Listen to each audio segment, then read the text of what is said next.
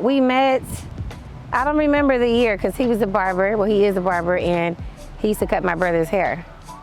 So we kind of re-met in 2006. He was working at a new shop, and I went in to get my hair done, and he didn't remember me. So I reminded him of who I was, and then that was that. And then a couple months later, one of my friends, you know, I ran into him, and he was like, man, this dude Ronie's at the barbershop. He's talking about you all the time. She caught my eye. And then I told some of the homies to hook me up with her. And that's how we met. And he told me if you give him your number, he'll give me a free haircut. So that's kind of how that started, yeah. Yeah, he went and hooked me up with her. He still get haircuts from me for free right now for that. I didn't give him a number right away, but I ran into him, I would say, within 6 months. And he asked me for the number, and I gave it to him. And it was cool. You know, I was a lady man, so it was cool. It was just like a cool conversation. And then we got around to talking about going out. I gave him my number. He asked me on a date, and I didn't like him. At that time, I was really shy. I was an introvert, and he was the complete opposite. I remember I complimented him, told him he smelled good, and he was handsome, and he said, oh, I know I'm fine. Like, I don't need anybody to tell me I'm fine. That's already been established. So he kind of like rubbed me the wrong way a little bit in the beginning. So it kind of took a while for, you know. The first date, we went to the movies. And I remember he picked me up, and I wore this kind of like halter top shirt, and he still talks about that shirt. It had like little wings on it, and I had a brown skirt on, and you know, just whatever I could find. I didn't have a lot of money. And we went to the movies in West Covina. He played Mary J. Blige and Monica in his Monte Carlo. And then after the movies, we went back to the Watts Towers, and we sat and we talked for hours until it was time for me to go home. So funny thing, I don't go to the movies anymore.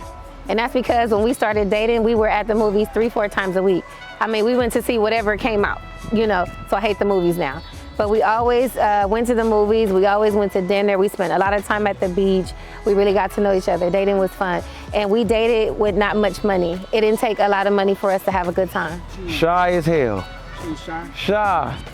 Wouldn't talk, keep covering her mouth, just blushing. Shy.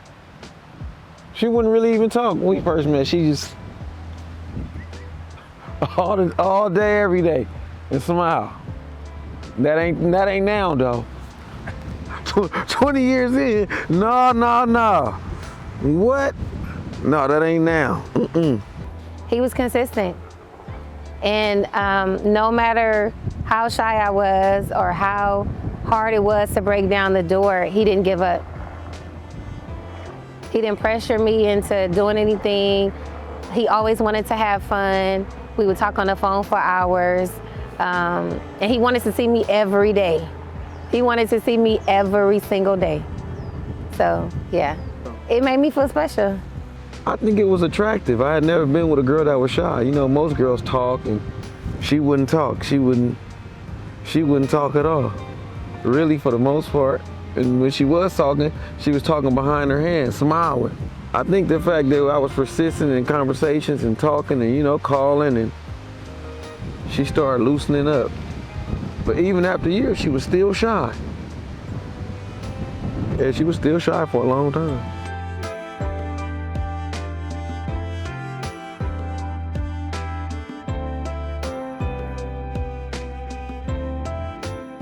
Intelligence. She's highly intelligent. She's real intelligent. Real smart. That's what got me. It wasn't the looks. The looks was what attracted me to her, but it was once we started really talking, it was the intelligence. She was smart. She wasn't talking like the regular girls, you know? I saw him one day after a party, and he picked me up, and I don't know what it was. It was just his smile, and it was the fact that he was still the same.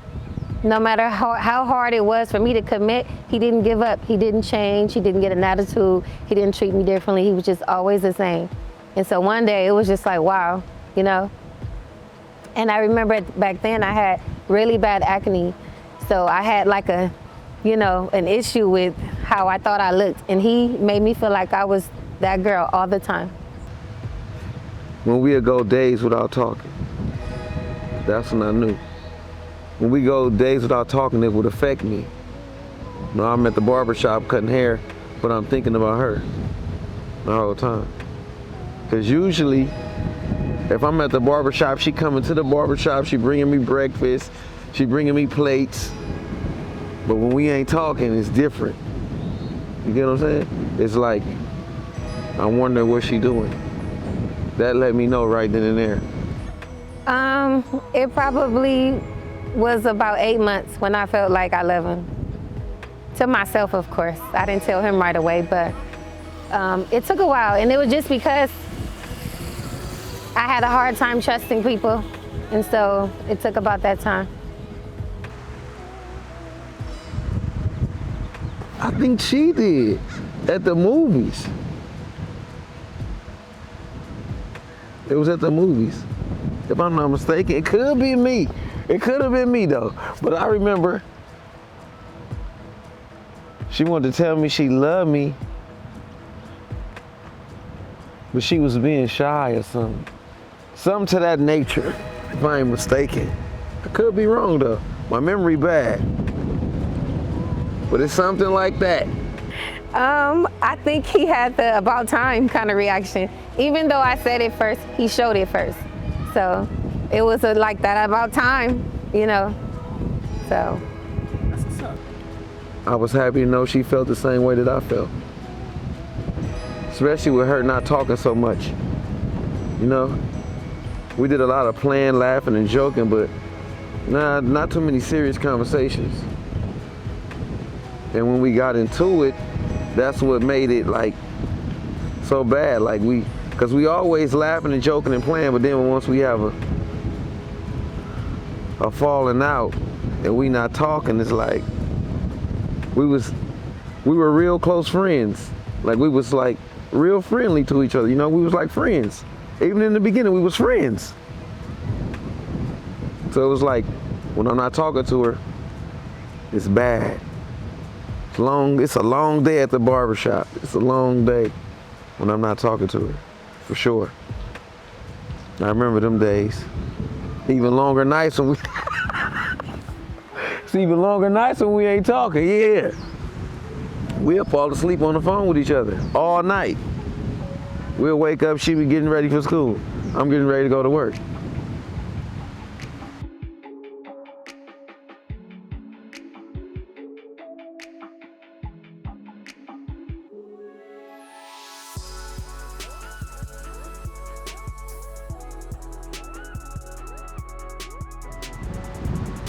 Ooh, we had broke up. I was in and out of town and got caught up in some nonsense. And we was going back and forth and she was saying she was done. But I knew then I had to get my woman back. But I already knew that she was the one. But I was just in the street. So that's what, you know, that's what it was. But yeah, I knew. A lot of men know, but I think it'd be pride and ego. So, yeah, I knew already though. I think she knew too. For me, it was a couple of years.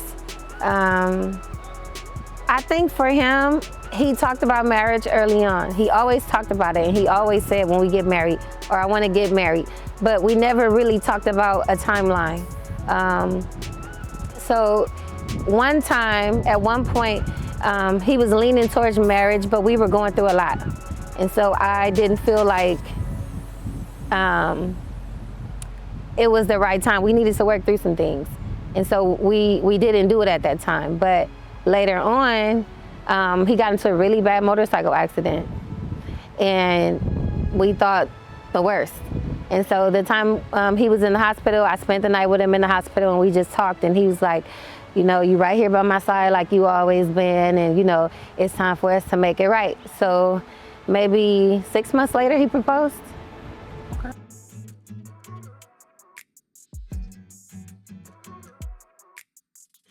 I'm in the doghouse. I'm telling you, I just had got caught up. I'm out of town. Come back in town. Oh man. So my homies is Chopper and Sally. We going to go buy a ring.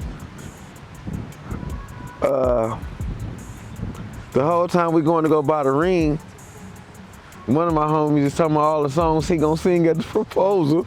He ain't say nothing. Scared as I don't know what. He probably more scared than me. But so we go buy the ring and we go to her job. When we get to her job, she went to go take a test. A test for the, maybe the RN program or something. Some type of nursing test, quiz, something. But we telling the dude who at the front desk, like, man, don't tell her we came. So the next day when we get up there, the receptionist, he came and found me in the back, and he said, there's a guy out there to see you. And I thought maybe it was one of my patient's husbands want to come in the room, you know, showed up late. And so when I went out there, I didn't see anybody to the waiting room. And so I went back to work, and then they came and got me again. And then the second time I went to the waiting area, I saw the best friend. And then my husband was like hiding behind a wall, and he came out with this big bouquet of flowers, and he was crying, and he got down on one knee. And then when I looked back, all of the nurses came out. So they in the waiting room too, but she don't know that they done came out behind her. The entire department was there, like waiting, you know, that everybody was there. And I'm like, where did everybody come from? And so they were recording and taking photos. And so I got on my knee and I proposed. And she said, yeah.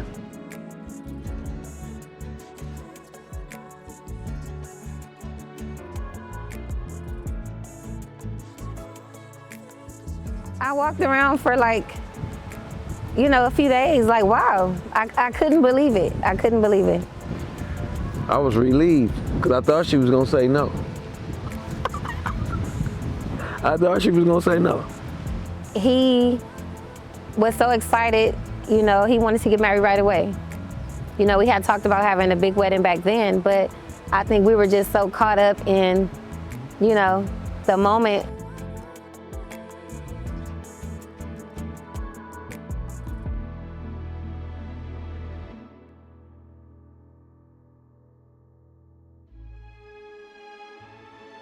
It was always a dream of mine for my dad to walk me down the aisle, but he wasn't around at that time. And so that was me like, okay, well, let's do it. There's no reason to wait, you know, and we did it. Is your dad around still? He's around now, so he'll walk me down the aisle. I remember we get married and we go to Vegas. We have a little honeymoon in Vegas, me, Chopper, and Sally, and her, Keisha, and Kiki. And she gets pregnant. Yeah, she gets pregnant.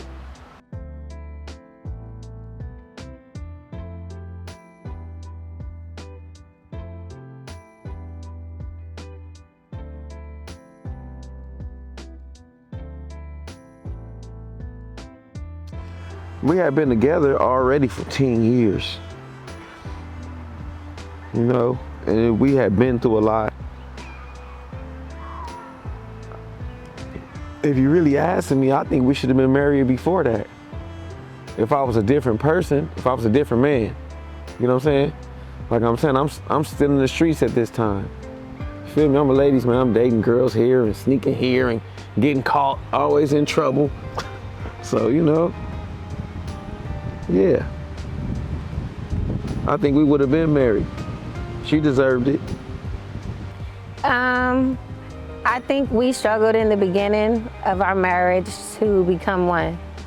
You know, living together is one thing, but to really become one mentally, financially, it took us a while. So we had highs and lows, and we had a really low low. And I think that really low low was needed because it kind of It was like 5 steps back, but now we're 50 steps ahead. And the way we are with each other now, and the way we love each other, and the way we connect, and the way we support each other, it's like never before. And so I think we kind of needed it. It wasn't ideal. We both got hurt a lot. But we came back, and we're strong, and we're healthy. I was an asshole from the jump. So it's like, when she pregnant,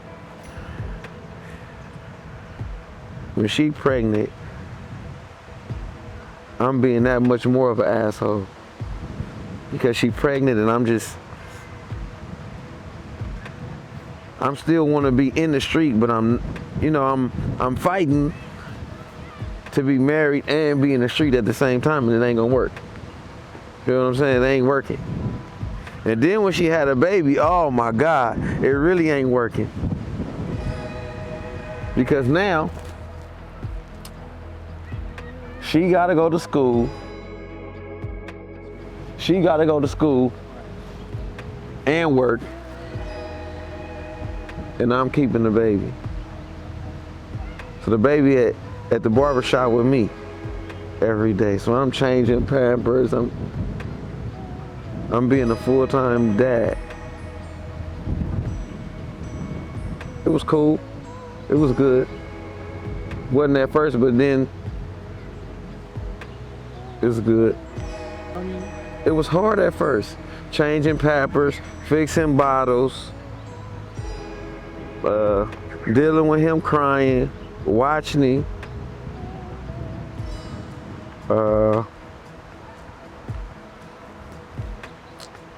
Especially from coming from the streets to that, it was big. It was a big change for me. That's probably why I was treating her so bad at that time, during them times. That's majority of it. So what changed? What changed in you? I stopped being a boy and became a man. That's what it was. I'm still a boy. Age don't tell maturity. You get what I'm saying? I became a man. Me and Shorty best friends right now. Me and the baby, we best friends. So it's like, yeah, it's maturity. I matured a little bit, a lot of bit. It made me feel good. I look back and see where I come from and see how many steps it took me to get here. It's a lot of steps, a lot of changes. I've been through a lot of changes. Yeah, a whole lot of changes for sure. But I'm a man now. I'm the man she need me to be. We won most of the time.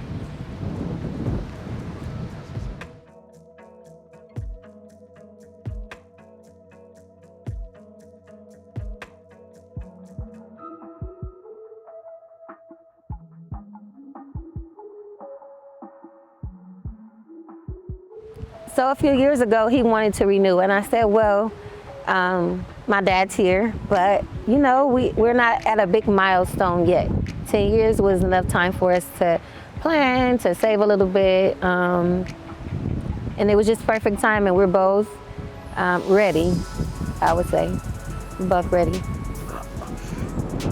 Well, like I said, I wanted a party. When she said 10 years when we got married, okay, 2 or 3 years might have passed, and she was like, well, we're gonna have a 10-year, we're gonna renew our vows at 10 years. When she saying that, I'm thinking party, homies, we gonna kick it, we gonna chill, something big at a hall or something. This lady done planned the whole wedding. So a whole wedding. And she's in complete control of the situation. She picking out shoes for the grooms, then took over the chat for the grooms, picking out suits for the grooms. We don't have no say so. It's crazy. But I'm looking forward to it. I'm looking forward to it. It's her day, but it's gonna be my day too.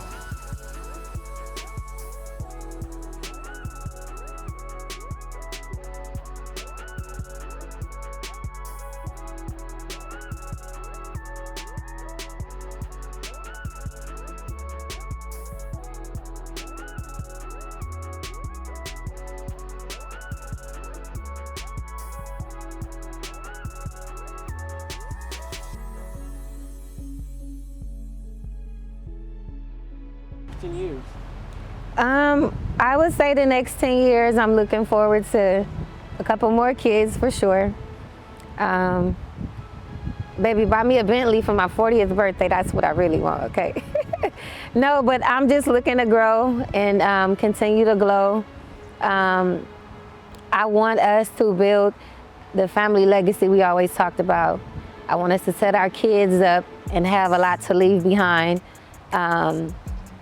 And I want us to stay strong. I want us to be able to work through anything and everything.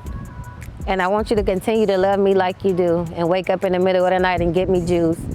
I love you. Porshay, I just want you to know I love you with all my heart. For the next 10 years, I'm looking forward to my new children,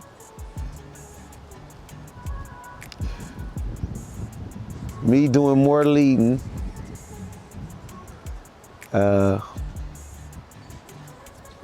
spending more time with her, because we don't spend a lot of time with each other. She works a lot. And just loving her continuously for the rest. That's it for me.